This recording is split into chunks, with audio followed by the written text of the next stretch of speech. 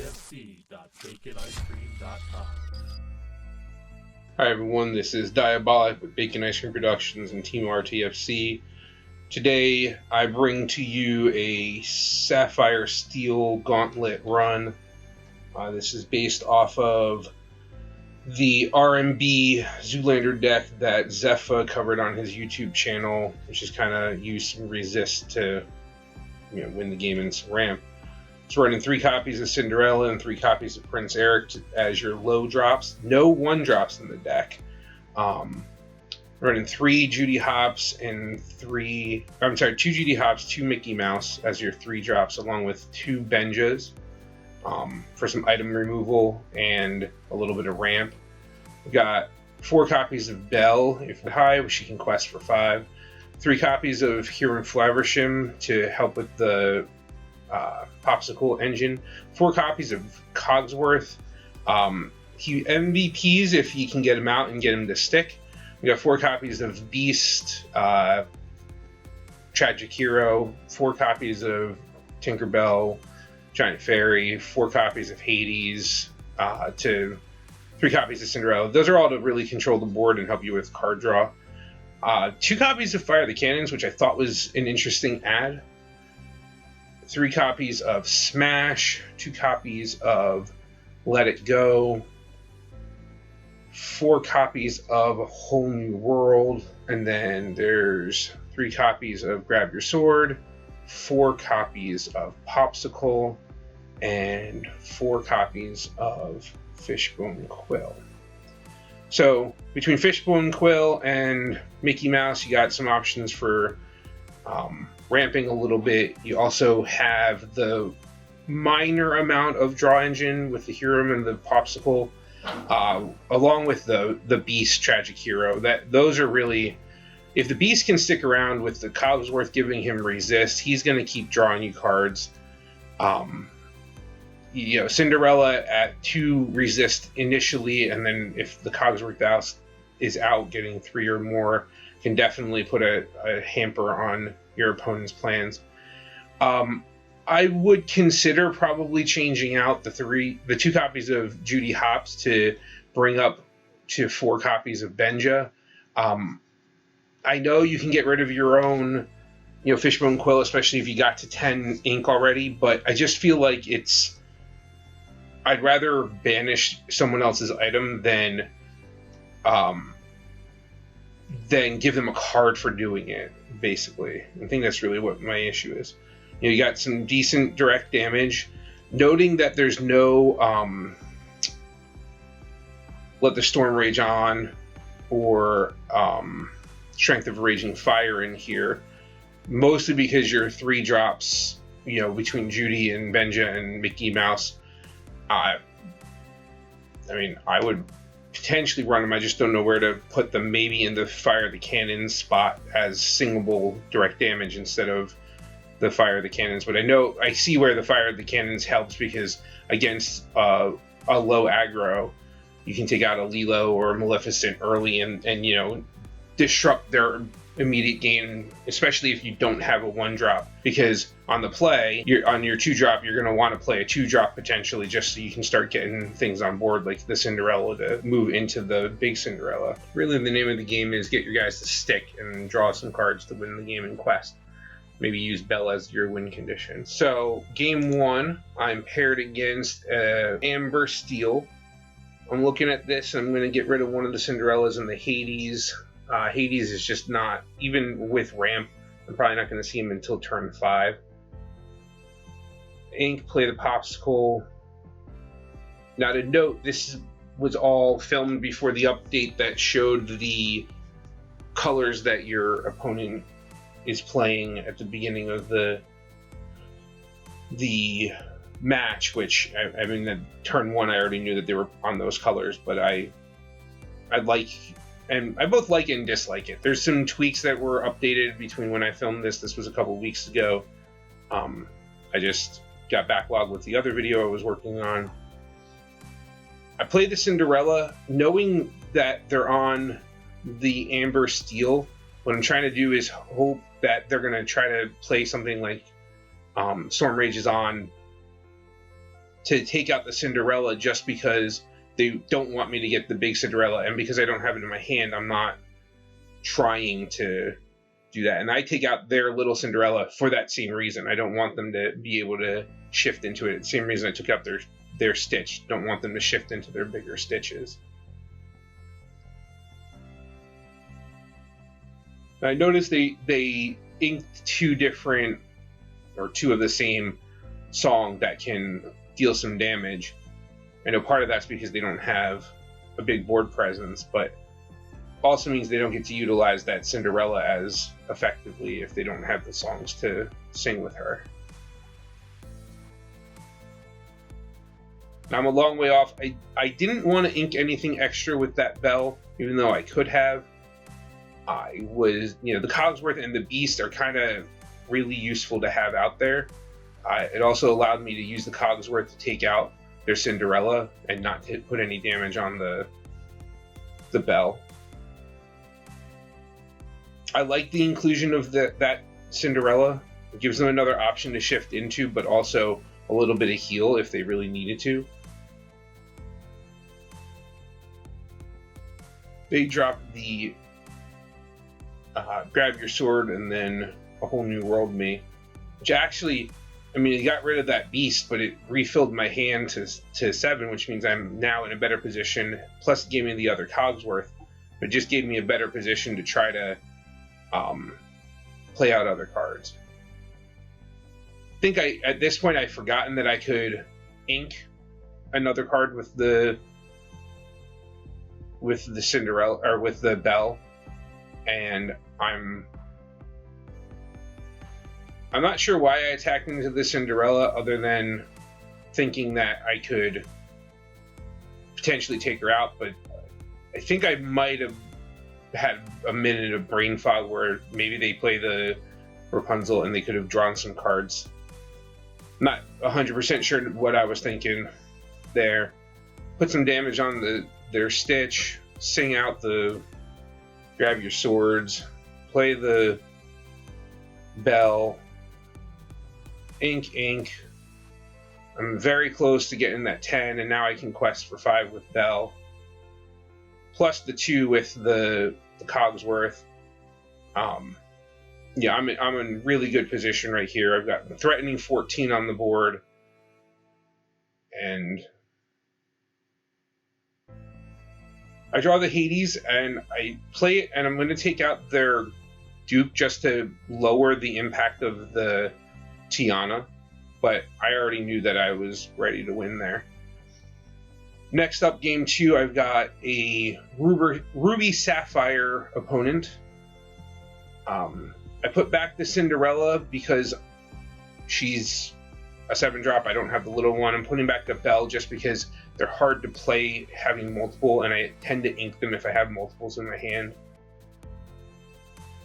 I go ahead, I ink the Judy Hopps and pass. I don't have any turn 1s. They play the Popsicle.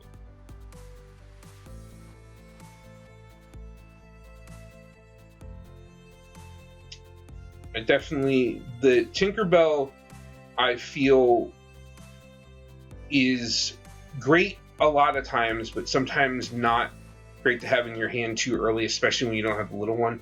And it just, now, seeing that, I was like, oh, if I played the Tinkerbell, I'd be able to take out the Felicia. But I'm also not super worried about the Felicia. I'm more or less playing around the fact that if I'm going to feed them something, I'm going to feed it something that I don't mind, like the Mickey Mouse that already did what I needed it to do when it came out. But he's got a sword in here. I think I've been shocked by that he's got a sword a couple of times seeing it. I've got the Benja. I decided to ink the Beast Tragic Hero so that I can play a Beast Tragic Hero because I have the ability to start drawing cards unless they can damage me. Now, they don't have any direct damage things. They could choose to Dragonfire or do something like that. Maybe the Teeth of Ambitions to put some damage on the Beast, but that also really hurts them from setting up what they're trying to do. Draw my 2 cards. I decided to ink the bell, probably because I didn't see all of the ramp, and I think I forget that she has ramp built into her. I decided to play the Benja to take out their Shield of Virtue so that Hiram doesn't have something to sacrifice to draw some cards. And I choose not to quest because at this point I'm just trying to establish myself, keep the beast drawing me some cards just so I can keep that engine going a little bit. They play the Nick and bring back the Popsicle so they get to draw cards, so maybe I helped them more than I intended, but they could have just quested with Hiram and then played the Nick and brought it back and played it anyway, so I don't think it would have changed too much. I decided to play the Tinkerbell so I can get rid of the Felicia, and 2, now I'm in a better position to try to take out some of their other cards.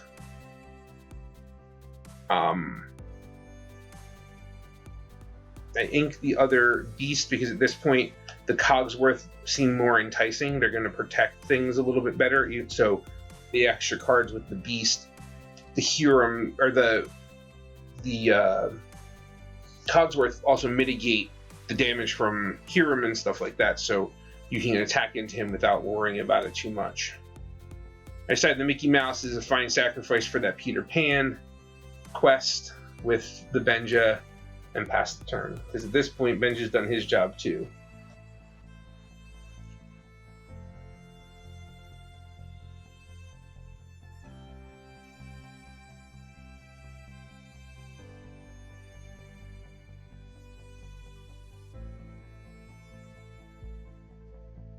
At that point, the opponent decides to concede because they don't have any options there. Game 3, I'm up against Ruby Amethyst.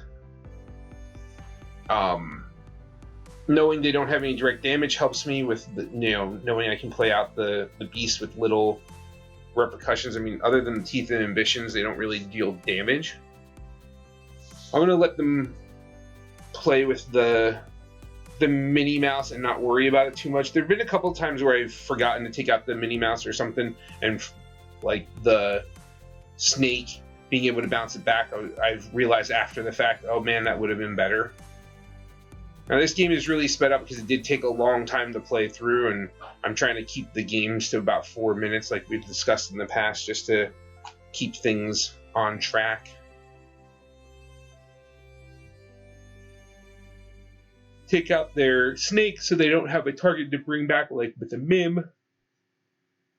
They play Arthur quest, or gain a lore with the spellbook.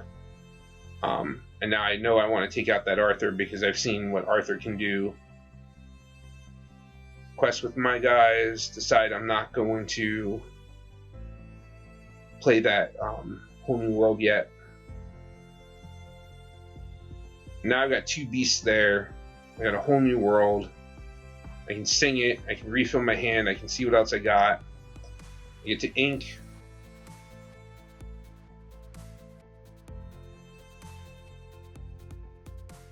And I'm not super worried about the fact that they can take out the beast since I've got the other beast in hand. Yeah, they can take out my Tinkerbell and that, evens things out a little bit, but I still do get to draw 2 cards. I'm on 9 ink, get to take out their spellbook with Benja. I also have some healing options, so if I use Beast to take things out, then at least I can heal him back up if I really need to.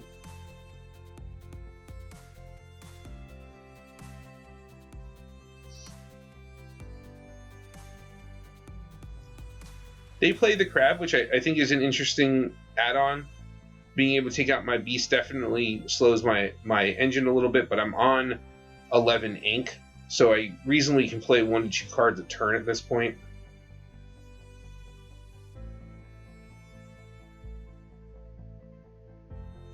I'm going to play the Hades, and I'm going to take out their Goat because I don't want them to keep recycling it with other bounce effects.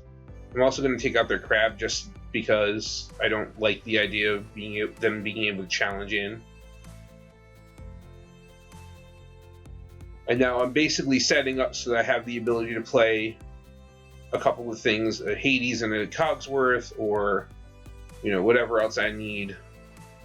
I said that the Hades has already done their job. Hiram has that opportunity to draw me some extra cards, but knowing that the Lady Tremaine went back to their hand is definitely a situation where I'm like, well, I'm probably going to lose that, the Hiram soon. Now, they could be playing the Be Prepared package. They haven't at this point.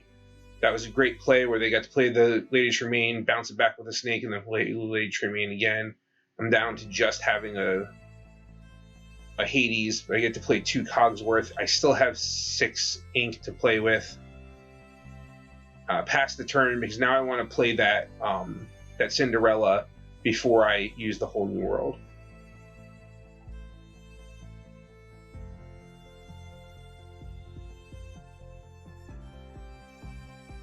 And they concede because they can't take out my characters. Game 5? 4? I lost track. Playing against another Ruby Amethyst.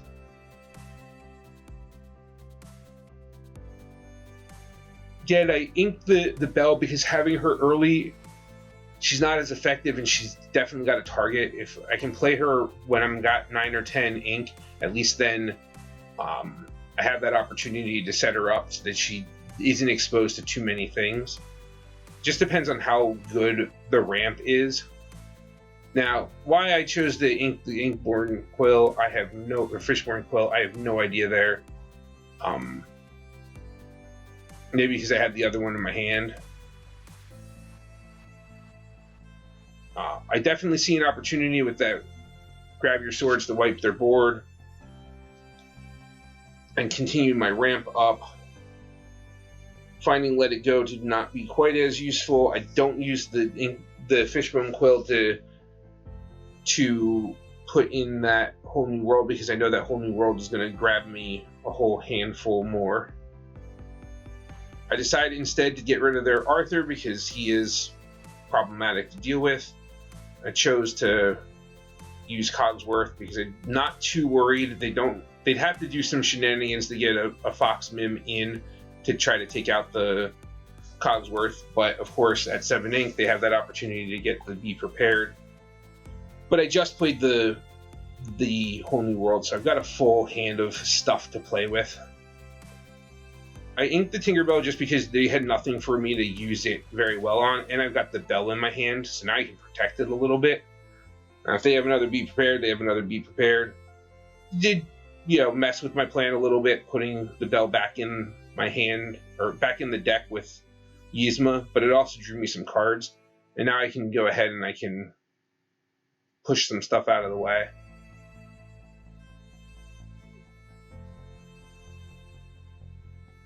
Fishbone's kind of done what I needed to do at this point. I choose the quest with the Cogsworth because even if they put 2 damage on it with the Queen, it's not going to take him out.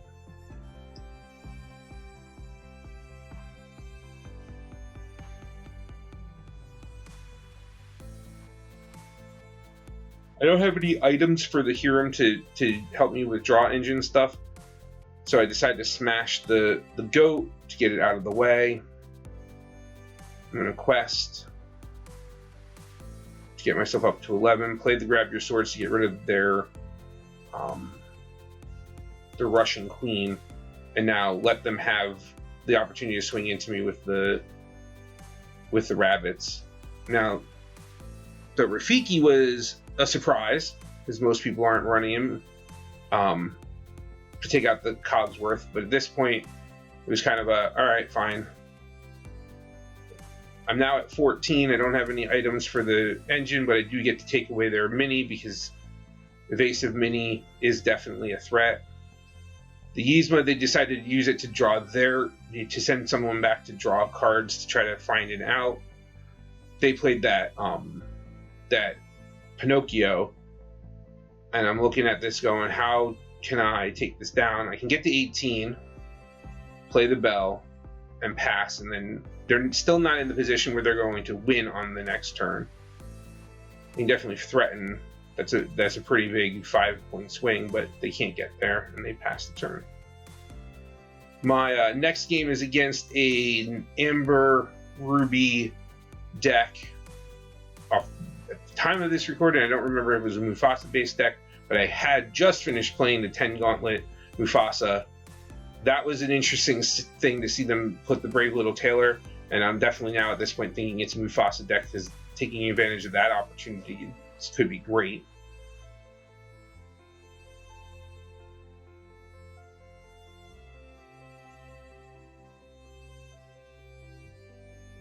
Playing the Fishbone, I decided to put the Let It Go back in because it's, I don't know, it's good but type situation. I don't always want to have it.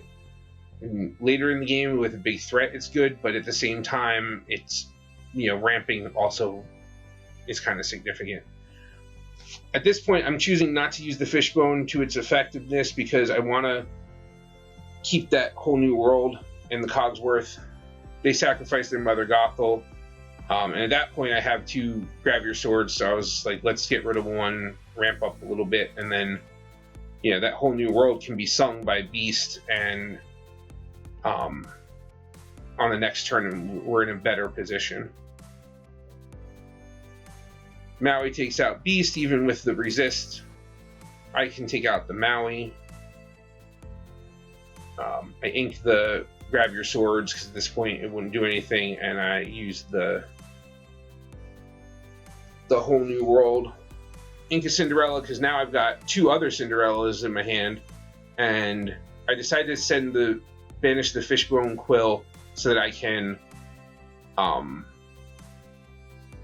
with Judy Hopps so that I can draw the card, because at this point I'm at 8. It's kind of past its prime. Getting that little Cinderella definitely helps because now I can shift into the big Cinderella. And then if I have a song, which I do, I have the opportunity to swing into the Rockstar. And so I'm going to take advantage of that.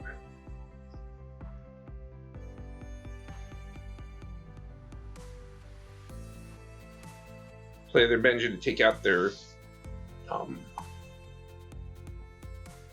shield, and then quest, drawing the card with the popsicle.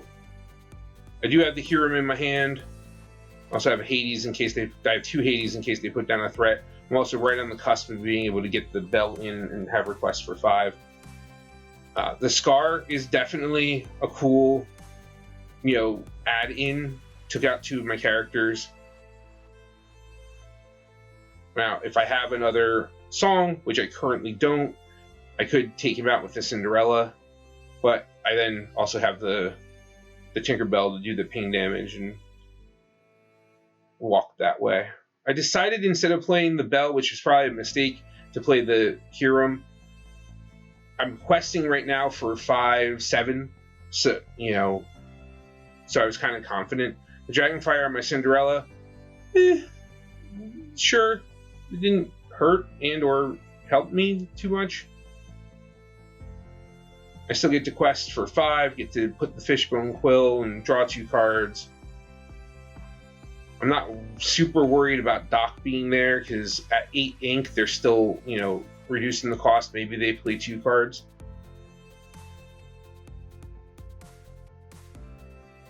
Keeping that Let It Go just in case, but they conceded. The next game is against another Ruby Amethyst. At this point, I feel as if the Bell is not as useful as I would like it to be, and I have a tendency to ink it. In retrospect, the number of times I get up to ink 10 is enough that I feel like it probably should stay. At least if I can play it by turn 6, it's probably pretty good. If I can't, then there's probably better options like the Cinderellas to play at those higher levels. Definitely want to take out their Arthur. I do find the graphical interaction of LeFou making himself say he can't quest for the rest of the game. That was a glitch for a little while on Pixelborn, so it's nice that they it's not at least locking that out from being able to be from questing. I had that happen on a game or two where they used LeFou to lock my person out because they said they couldn't quest and it just bugged itself. Now they're doing a recursion with LeFou and Arthur to bounce the LeFou back so they can ready the Arthur and protect it. At this point, I'm hoping I'm going to be able to use that Tinkerbell, or not the Tinkerbell, the Cinderella to take out the Arthur when it comes down to it, because I have the whole new world to swing in.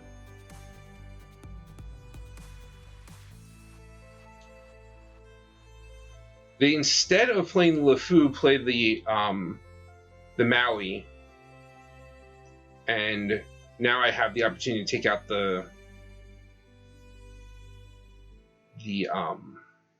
Arthur.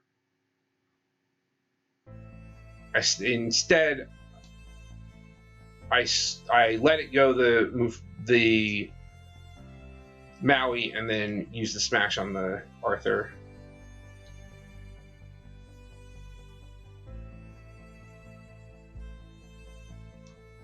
Play the Cogsworth, play the Belle, refill my hand, ink that Cinderella, because now I can get Belle online, and she's got a resist point. I also have the opportunity where I can play that Prince Eric if I wanted to, which I do. And even though they have 14, that was the big thing, is the Be Prepared coming out could hurt me. But now I've got enough of a hand that maybe I'm situated where I can hold them off a little bit. The Merlin Rabbit's definitely frustrating to play around. I'm going to get rid of their Minnie Mouse, get rid of their Pascal. Their rabbit can only quest for one, but the likelihood is they're going to do something to take it off the board. Their Maleficent Dragon takes out my my card, and now I'm now scrambling to see if I can take out that dragon and race a little bit. Now they could have another Be Prepared, they could have another Maleficent Dragon or a Dragonfire, and now that's just gonna put a damper on my day. I decided to sack the Hiram to the Lady Tremaine because I didn't have another thing to.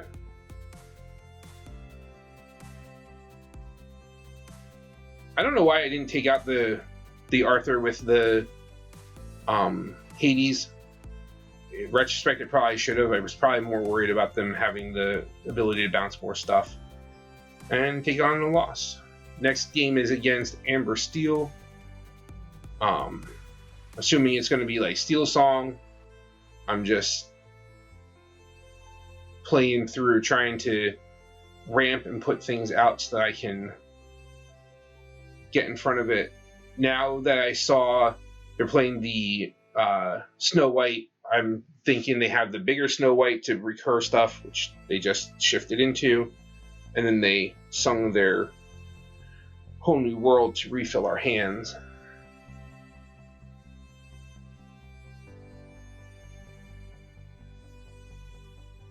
Wipe their board with that Grab Your Swords and some other shenanigans. They play their 2 Ariels, and now they have some options to sing songs on their next turn, which definitely can hurt, especially when I've only got Mickey Mouse down.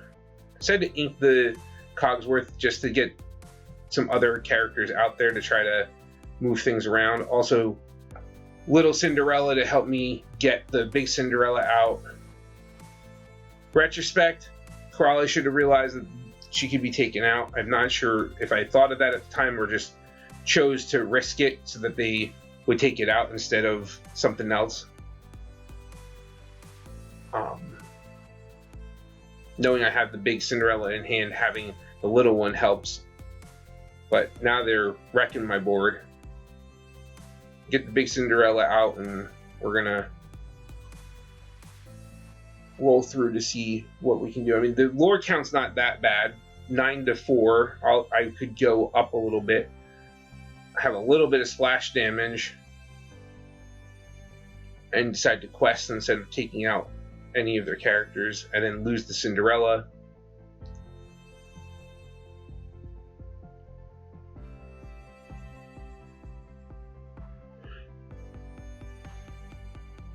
Well, you got the Tinkerbell.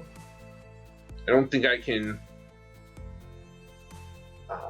wheel them out. I can't mill them down. I'm not checking that at the moment.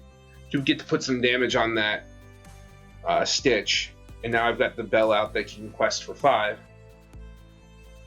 They can't win on the next turn, but they definitely have. They're threatening a good amount of lore. They choose to take out my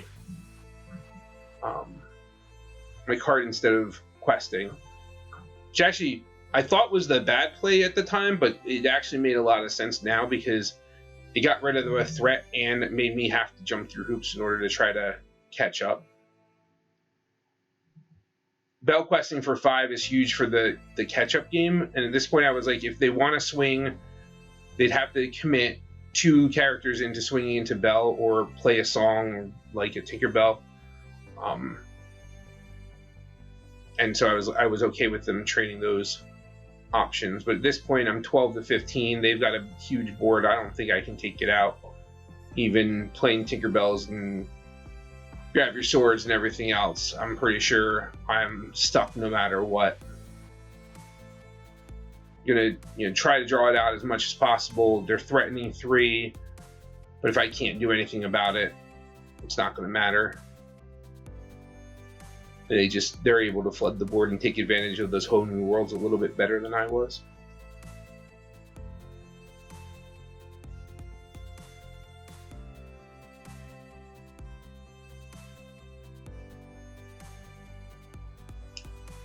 This game I am up against a Ruby Amethyst again. I decided the Benja, having 2 whole new worlds isn't as helpful, and get rid of the Benja just so that I don't have to worry about it. Maybe they have 2 spell books in those colors. Granted, I didn't know what they were playing, but 2 Benjas when I'm searching out for other stuff, a little bit of ramp or something like that. I see I don't have the big Cinderella, so I decide to ink the little Cinderella. I play the Prince Eric because if they quest with Minnie Mouse, at least the Prince Eric can take her out. Couldn't destroy her because didn't have enough ink, and I was happy not to see them bounce it with the snake because taking out the snake could be even harder. At this point, I'm not as worried about the spell book, so I ink the Benja so I can take out their board, fire the cannons, and just keep building a little bit.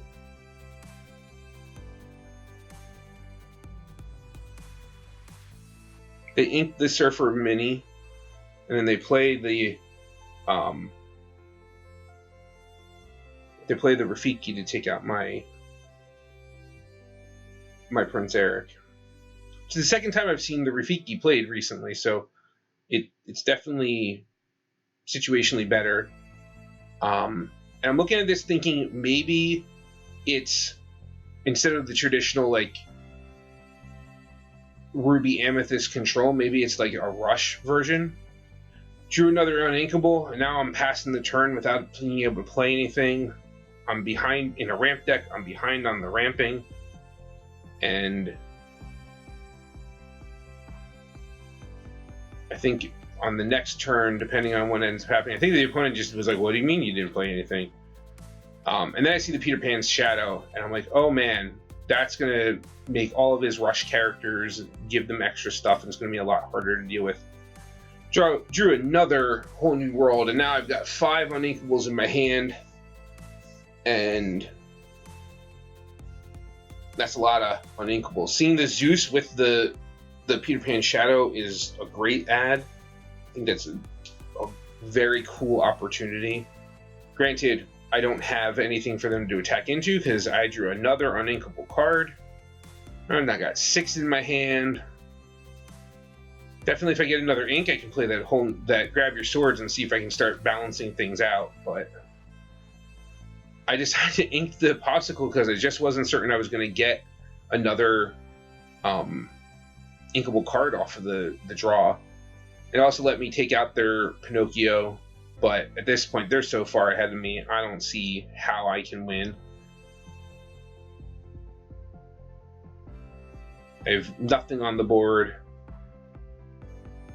I can play another Grab Your Swords and kind of wipe their board a lot, but they still have the Goofy. I don't really have a way of dealing with that, other than the Hades, which I'm still a ink away from. And the moral of the story is, in a ramp deck, you need cards in order to ramp, and I didn't get them. At this point, Abu also quests for 2.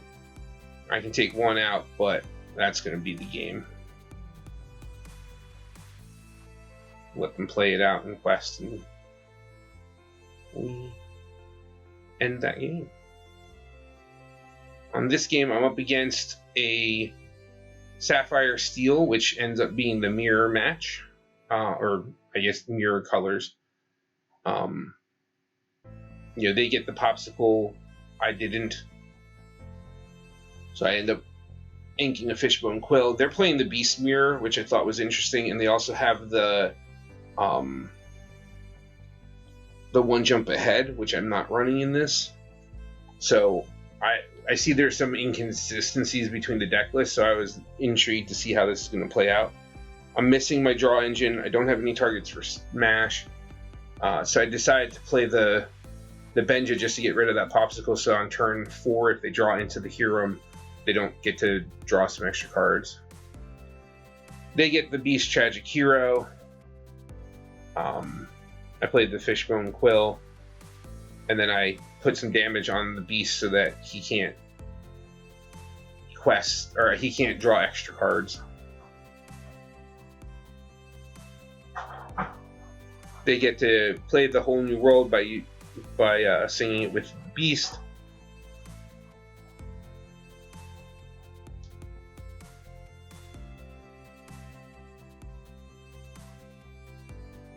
Now they're a couple inks ahead of me, and now I'm playing catch up. I can play the Hiram if I wanted to. I'm going to ink the Cinderella, play the popsicle to see what I draw off the top.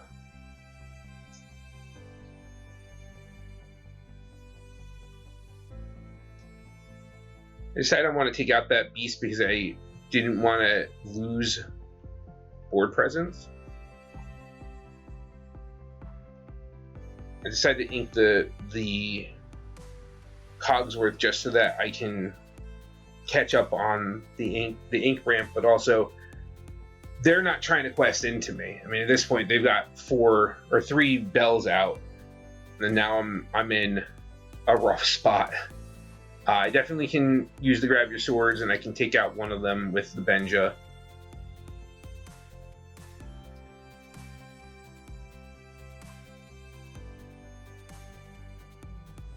I ink one of the Whole New Worlds in my hand just so that I can play the Hiram, draw some cards.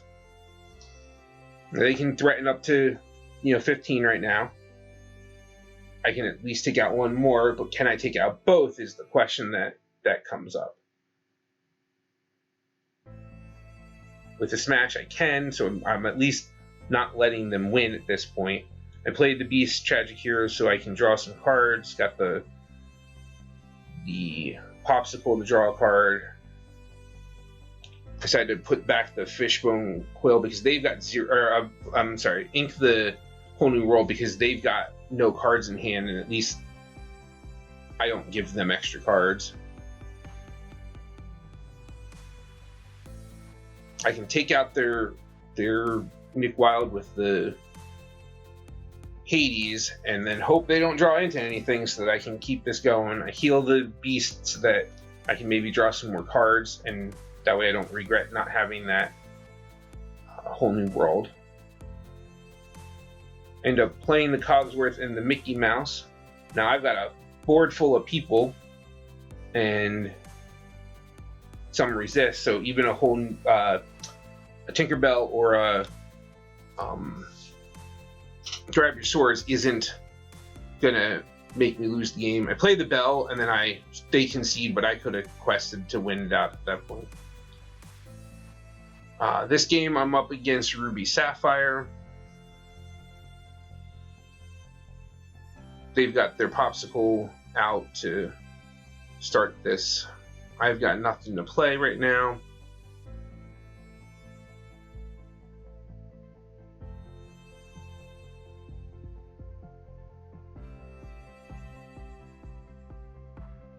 And take out their fishbone.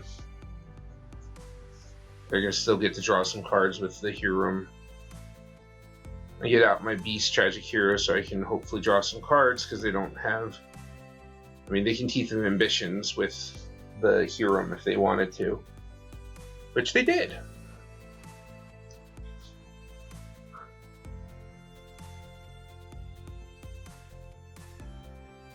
this point, I'm going to, with the Cogsworth out, I can take out their Hero so they lose that draw opportunity. They quest, they play Be Prepared. I'm going to play out the Hades and ink the Let It Go because I was just trying to get cards out, and now I can play the Whole New World. I'm at 10 lore, so I'm hoping that deficit I can make up by refilling my hand. They got out the Tamatoa, and I'm scrambling to try to figure out what I can bring out. And ramp up to 10, play the Beast, and hope that the Beast has enough power to take out the Tamatoa when it comes down to it, or the Cinderella and the Grab Your Sword in my hand.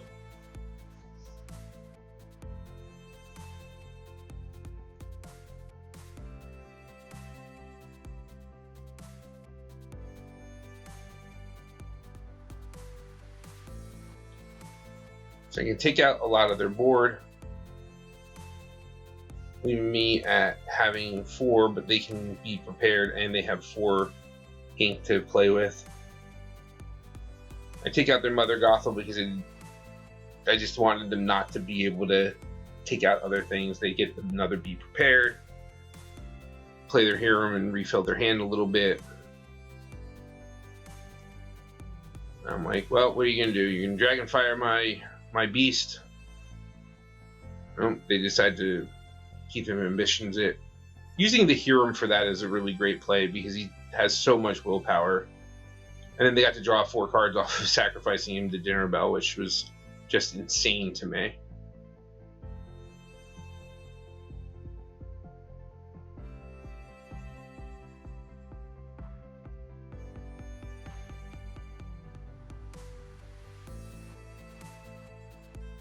At this point, I'm in a rough spot. I draw the Tinkerbell, which is going to do some damage to some stuff if I, combo it with that Grab Your Swords. But I'm still in a position where they've now played, I think, 4 Be Prepareds, or at least 3, and I'm still scrambling for cards. They're able to take my board out with the Lady Tremaine and Maleficent on the same turn. And now I'm just scrambling to catch up.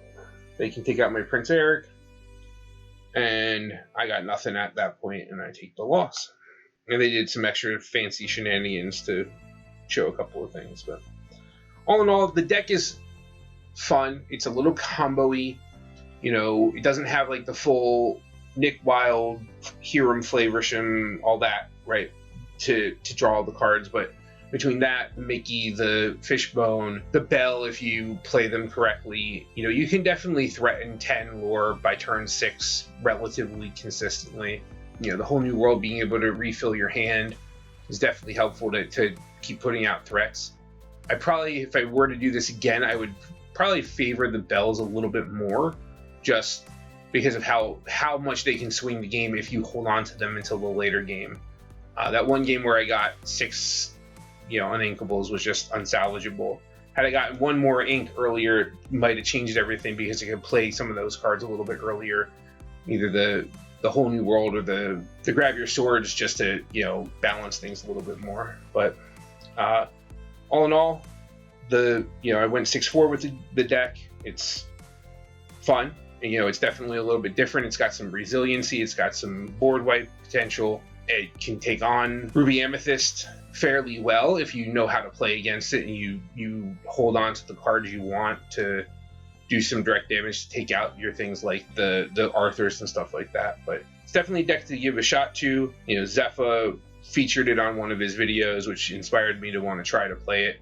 So I don't really have all the time to build deck lists, but I can definitely take some of the ones that I find that are interesting that other creators are putting out there and run 10 games and see how it goes and just see who else wants to check it out. Because I know most of the time when people make videos, they're doing 2 or 3 videos to show off the deck. Any comments about the formatting, liking the 10 Gauntlet games, you know, and having them sped up to 4 minutes so it's a more concise group, you know, anything like that. I experimented with some new transitions this week, so let me know if you like those. Trying to up my production game a little bit and take advantage of the tour box that my wife bought me for my birthday to kind of up my level. I've got a couple of playlists now on YouTube where I'm looking at things like video production and Lorcana. Those are the 2 things I put onto that playlist so that I can keep, you know, honing skills and learning new things and checking out new decks and doing that. So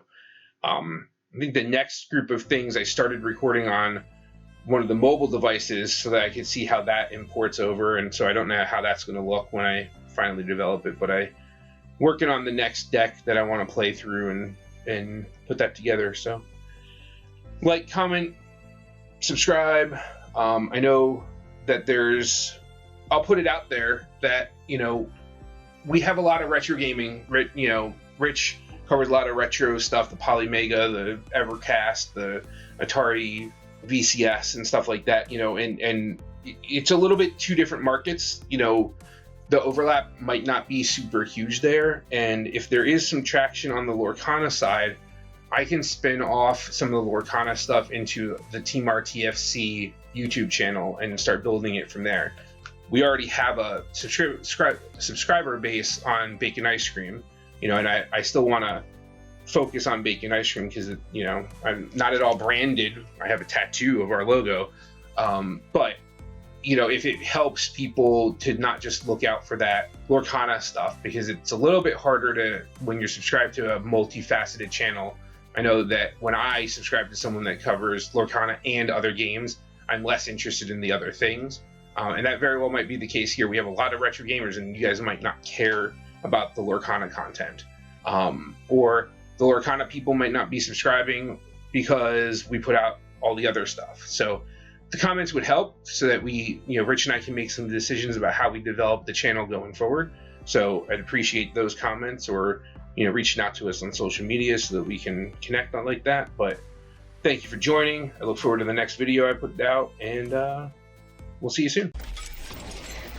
Team RTFC.baconicecream.com